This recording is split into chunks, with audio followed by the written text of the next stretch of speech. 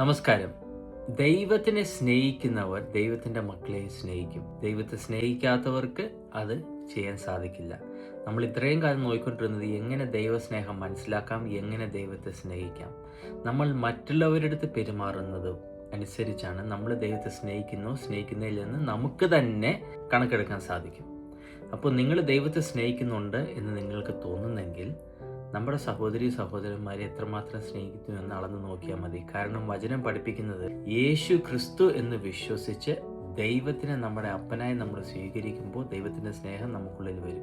ആ ദൈവത്തെ നമ്മൾ സ്നേഹിക്കുകയാണെങ്കിൽ നമ്മൾ മറ്റുള്ളവരെയും സ്നേഹിക്കും, അല്ലെങ്കിൽ മറ്റുള്ളവരെ സ്നേഹിക്കുകയാണെങ്കിൽ നമ്മൾ ദൈവത്തെ സ്നേഹിക്കുന്നു എന്ന് അർത്ഥമാകുന്നു. ഇതാണ് വചനം നമ്മൾ പഠിപ്പിക്കുന്നത്. നമുക്ക് വചനം നോക്കാം. 1 യോഹന്നാൻ 5-ാമത്തെ അധ്യായം 1-ാം വാക്യം നോക്കാം. 1 യോഹന്നാൻ 5:1.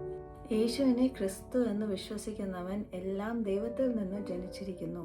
ജനിപ്പിച്ചവനെ സ്നേഹിക്കുന്നവൻ എല്ലാം അവനിൽ നിന്നും ജനിച്ചവനെയും സ്നേഹിക്കുന്നു.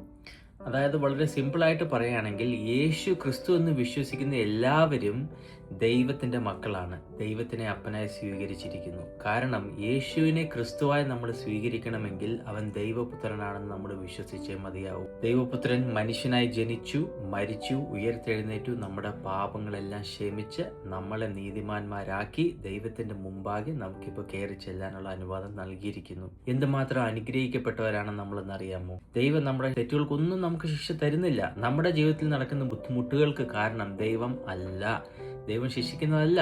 കാരണം യേശുക്രിസ്തു ആ ശിക്ഷയെല്ലാം ഏറ്റുവാങ്ങിയിരിക്കുന്നു. യേശുക്രിസ്തു മരണത്തെ കീഴ്പ്പെടുത്തി. നമുക്കിപ്പോൾ മരണത്തിന് പോലും നമ്മുടെ മേലെ യാതൊരു അധികാരവുമില്ല. അത്രയും നല്ലവനായ ഒരു ദൈവം നമ്മുടെ നല്ല അപ്പനാണ്. ആ അപ്പനെ നമ്മൾ സ്നേഹിക്കുന്നതിന്റെ തെളിവാണ് നമ്മൾ യേശുവിനെ ക്രിസ്തുവായി അംഗീകരിച്ചു എന്നുള്ളത്. അപ്പോൾ ആ ദൈവത്തിനെ നമ്മൾ സ്നേഹിക്കുകയാണെങ്കിൽ, ആ ദൈവത്തിന്റെ മക്കളായി നമ്മൾ മാറിയെങ്കിൽ, നമ്മളെ സഹോദരി സഹോദരന്മാർ, അതായത് ദൈവത്തിന്റെ മറ്റു മക്കൾ, അവരെ എങ്ങനെ നമുക്ക് സ്നേഹിക്കാതിരിക്കാൻ സാധിക്കും?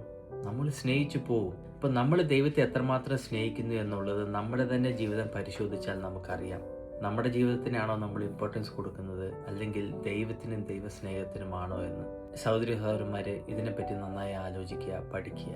നമുക്ക് വീണ്ടും അടുത്ത വീഡിയോയിൽ കാണാം. ബൈ.